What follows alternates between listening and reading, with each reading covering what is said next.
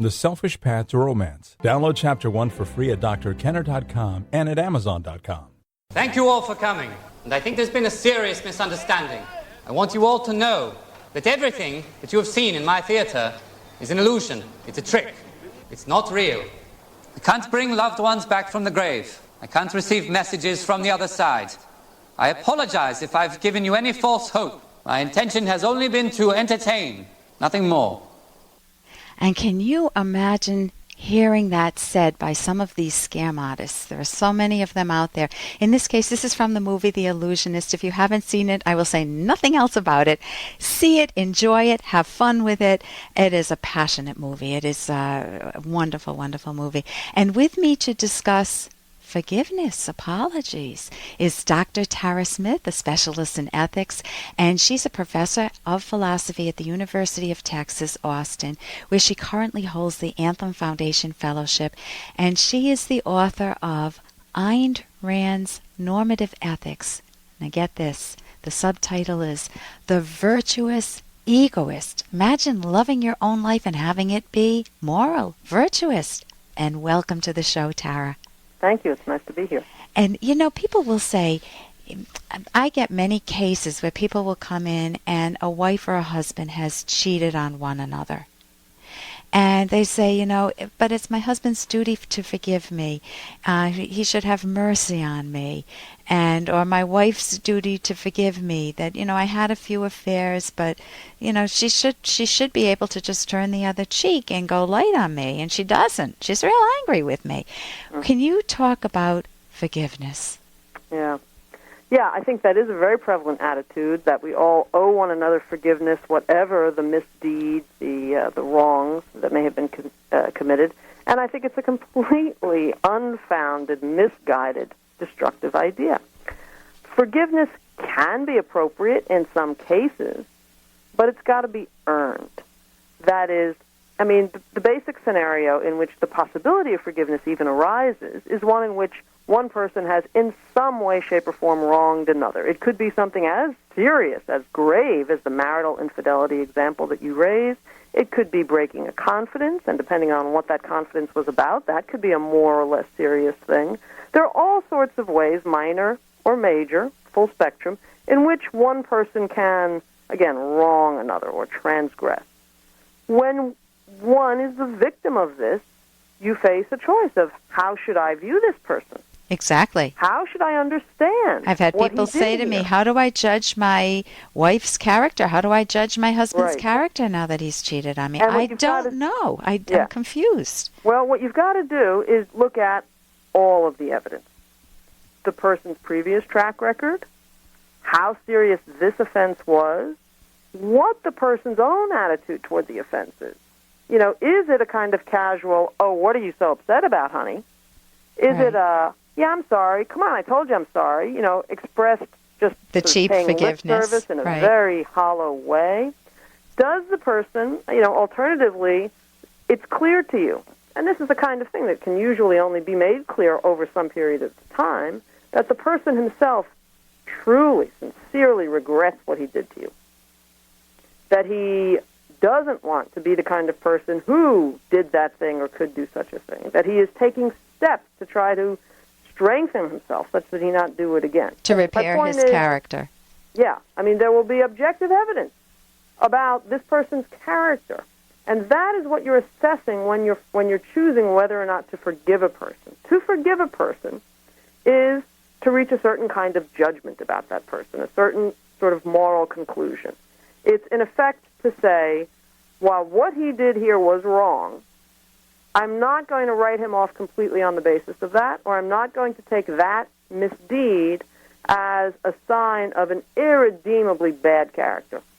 But if that's what the judgment of forgiving another person is, then you have to have good reason to not write him off on that basis. To think, yes, this was a terrible thing he did, but, and there's got to be a follow-up to that but he's also done A, B, C, D, and E, and he's trying to make it up to me, and I have these reasons to think it's sincere, And let's say in the case of an affair, he's trying very hard to make it up. And let's say that we give him 100%, a gold star for his effort. He does everything right, and the wife still sits there and says, "Hey, I got to interrupt this because we've got to pay some bills. 30 seconds, that's it. A very quick ad, and then Ellen will be back."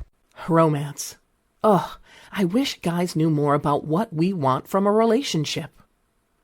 Boy, I wish I knew more about what I want. Where's that ad I saw?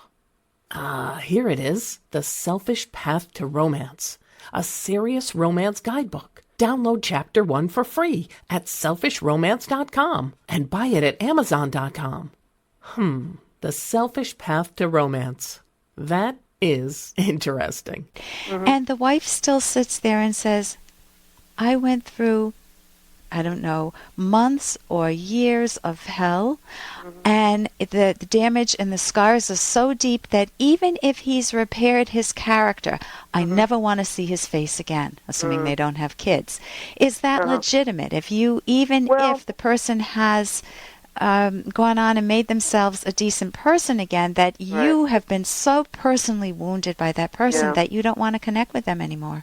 No, I think that's a very interesting question, and I think we have to distinguish between two things, two different aspects of the woman, in this case, her response to the husband.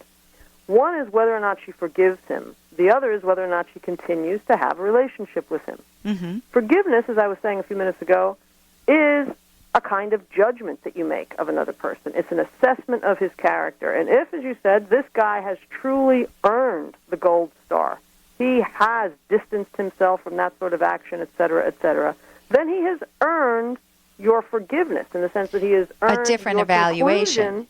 I'm sorry? A different evaluation of his current character. So your evaluation has to be truthful to what all of the evidence is. And if he truly is a good guy who regrets this terrible transaction, you have to honestly forgive him. However, that doesn't entail that you have to get back into bed with him. So you don't have to love this person that did damage to you. Your emotions may not be up to speed with your conscious evaluation. And he did do real damage to you. Exactly. So why wouldn't that be integrated? That is the kind of breach, of marital fidelity that is typically searing to the victim. And it is natural that her emotions may not have yet caught up, and they may never be caught up. But you don't owe it to a person to have an ongoing relationship with him. You owe it to a person because you owe it to yourself to be honest in evaluating that person. She would be... Go ahead. I'm sorry. Oh, she would be accurate in saying, I can see that he's changed his character, but he is the individual that damaged me in the past, and I choose, because of the harm he did me in the past, even if he's changed and I recognize that fact fully, I don't like him, I never want contact with him. Well, I also think, I think that would probably be one possibility. I would see it slightly differently in this way. A person might think, yes, he has reformed that bad part of himself and he is basically a good guy and so on, but simply it's too painful for me. The memories of the affair still flood whenever I'm with him. That's a good whenever point. We try Very to be good romantic point. or something. So it's not even that I don't like him, it's just that I do like him, but the emotions are still too So it's a mixed case. and alive, such that, and I don't have any obligation to anyone to put myself through that if that's what maintaining the relationship, at least at this stage. Very good point. Very, very good point. So forgiveness is not taking an eraser, like in the Judeo-Christian ethics, and erasing their past the way we would erase a traffic violation off of a record.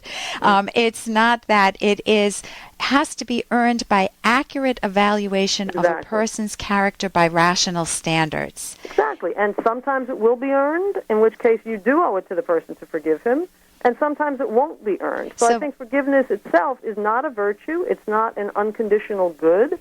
The propriety of forgiving somebody really depends on the evidence about what that person is doing. So it's always... Yeah, go ahead. to reform himself, what his own attitude is toward the transgression. So it's always being reality-based. I'm with Dr. Tara Smith, who is the author of Ayn Rand's Normative Ethics, The Virtuous Egoist. Thank you so much for joining us, Tara. Thank you. For more Dr. Kenner podcast, go to drkenner.com and please listen to this ad. Here's an excerpt from The Selfish Path to Romance, the Serious Romance Guidebook by clinical psychologist Dr. Ellen Kenner and co-author Dr. Edwin Locke. When you fall in love with the whole person, body and soul, which means body and mind together. So it's legitimate to care how your partner looks and how you look to your partner. If you have an overweight partner, carefully encourage a change to a healthy diet and exercise without bullying, belittling, or threatening. Show gentle and supportive appreciation when your partner takes any step in the direction of better health. Know that overeating can have psychological implications. It's often used to relieve feelings of anxiety and stress, and sometimes to avoid intimacy. Resolving such problems may require the help of professionals. You can download Chapter 1 for free by going to drkenner.com, and you can buy the book at amazon.com.